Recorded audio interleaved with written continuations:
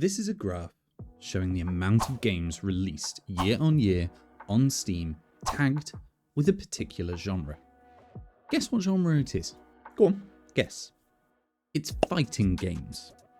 Maybe not overly surprising now that you look at the numbers, but this is roguelikes. Plotted on the same graph, yes, it is that different. Now, why is this important? Well, let me point this out.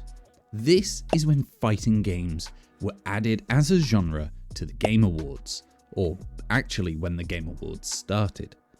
But roguelikes, they have no category of their own. So today, let me give my argument for why Jeff Keighley needs to add Roguelike of the Year to the Game Awards. I am JammyGiraffe, bringing roguelike content on YouTube, Twitch and everywhere else. Please hit that like and subscribe to support me, it's much appreciated.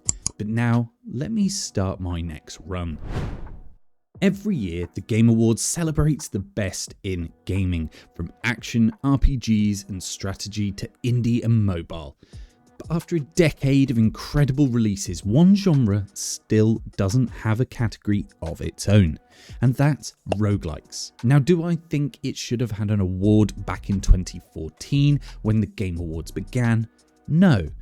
But I would argue no other genre has grown, evolved or influenced modern gaming design quite as much as roguelikes in the past 5 to 10 years. Roguelikes are where developers experiment first. Procedural generation, meta progression, deck building hybrids, daily runs. Many of these systems now seen in AAA titles started here. These games reward iteration, creation, long-term design thinking. They push the boundaries of replay value and player mastery. In a way, roguelikes are the indie spirit distilled down, and they've shaped enough of the gaming landscape for over a decade to deserve an award. Now let's go back to the numbers. In 2014, when the Game Awards began, these were the categories. Now I'm only going to focus on the more genre style awards than anything else here. Moving a couple of years on into 2016, they added Best Action and Best Strategy. Action being an interesting choice, having not reworded the prior award for Action Adventure Game, but all good. In the process, they also removed the shooter category. Now let's look at these back on my original graph, showing number of releases for those given tags. And you can see that there is a decent curve going on for the vast majority of these. Now the thing to remember though is that these are based on tags. A game can have multiple tags, of course. A game can be both a roguelike and an action game. It could be a strategy in a roguelike. But let me now just add the roguelike line onto this graph.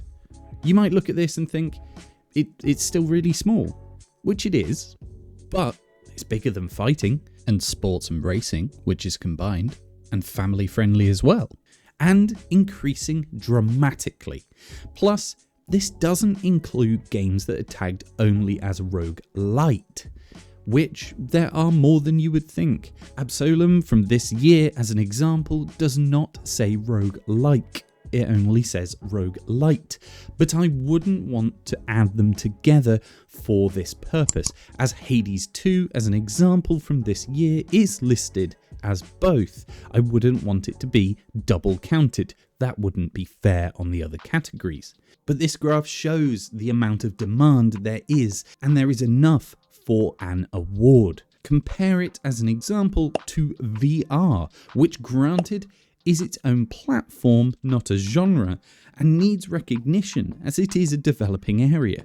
But roguelikes do way more. To get a better picture, we should look at the games that have won these awards in the past.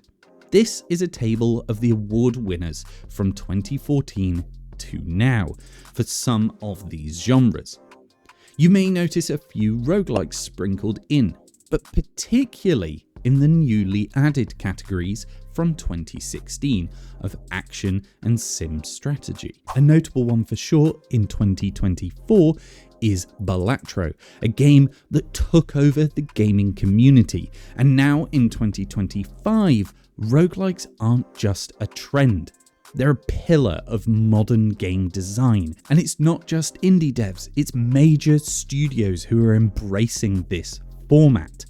Think of God of War. You had God of War Ragnarok, but they came out with their own roguelike DLC in God of War Valhalla. If a studio of that size is recognizing this genre, we need to consider it. So let me show you this image, which has been circulating recently for Game of the Year contenders, not by genre, Game of the Year for 2025. Do you notice anything? Yes. 4 of the top 15 recommended Game of the Year candidates are roguelikes.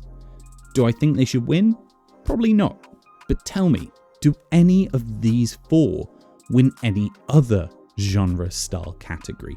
Maybe Ball Pit or Blueprints win strategy.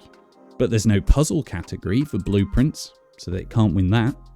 Maybe Hades 2 or Absalom could win action or action adventure. But don't you think that all of these should go against each other in their own category? Plus, there are other games from this year that can be added. When we look at award representation, roguelikes are still under-recognized compared to how many high-quality releases they produce.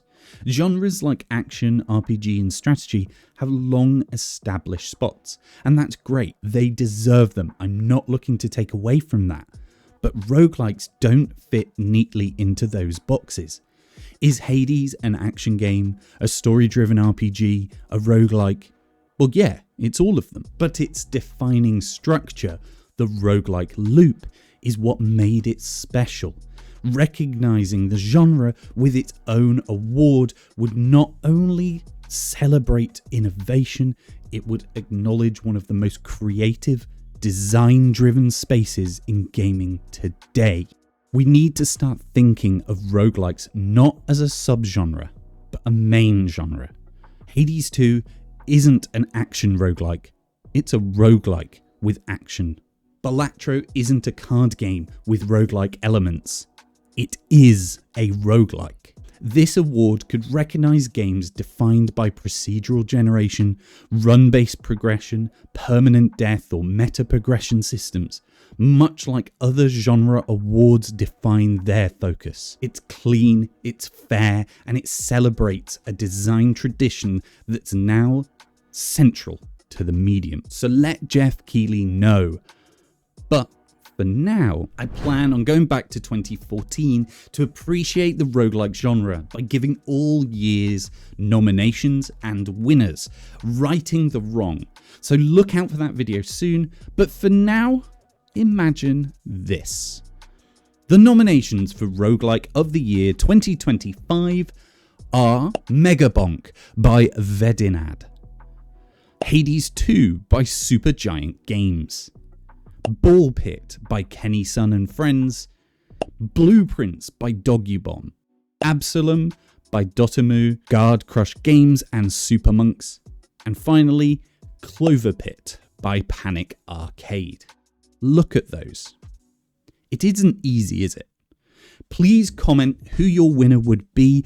I will be posting some polls on X and YouTube between now and December, and in December I will run a video for Roguelike Game of the Year, all based on your votes and your nominations and comments. Please let Jeff Keighley know.